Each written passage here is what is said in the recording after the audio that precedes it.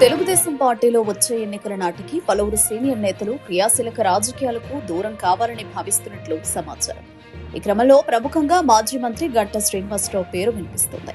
వచ్చే ఎన్నికల్లో తాను పోటీ చేయకుండా తన కుమారుడు గంటా రవితేజకు అవకాశం ఇవ్వాలని పార్టీ అధినేత చంద్రబాబు నాయుడును కోరినట్లు తెలుస్తోంది.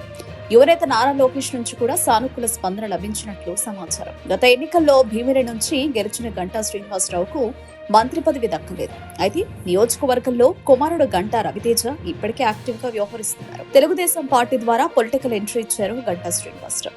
ఇంతవరకు ఆయనకు ఓటమి ఎదురు కాలేదు. తొలిసారిగా 1999లో అనకాపల్లి నియోజకవర్గం నుంచి ఎంపీగా గెలిచారు. పార్లమెంట్లో అడుగుపెట్టి గ్రాండ్ ఎంట్రీ ఇవ్వగలిగారు. 2004లో తొలిసారిగా చోడవరం నుంచి పోటీ చేసి ఎమ్మెల్యేగా గెలిచారు తెలుగుదేశం పార్టీ నుంచి. 2009లో మాత్రం చిరంజీవి ప్రజారాజ్యం పార్టీలో చేరారు. అనకాపల్లి నుంచి పీఆర్పీ అభ్యర్థిగా పోటీ చేసి విజయం సాధించారు. ప్రజారాజ్యం పార్టీని కాంగ్రెస్ లో విలీనం చేసిన తర్వాత గంటా శ్రీనివాసరావుకు ఏపీ కేబినెట్ లో చోటు దక్కింది. 2014లో తెలుగుదేశం పార్టీలో చేరిన గంటా శ్రీనివాసరావు భీమిలి నియోజకవర్గం నుంచి ఎమ్మెల్యేగా పోటీ చేసి విజయం సాధించారు. చంద్రబాబు మంత్రివర్గంలో మంత్రి అయ్యారు. 2019 ఎన్నికల్లో విశాఖ ఉత్తర నియోజకవర్గం నుంచి టీడీపీ అభ్యర్థిగా పోటీ చేసి విజయం సాధించారు. 2024 ఎన్నికల్లో అనూహ్యంగా భీమిలి నుంచి బరిలో దిగారు. మంత్రి పదవి ఆశించారు కానీ దక్కలేదు.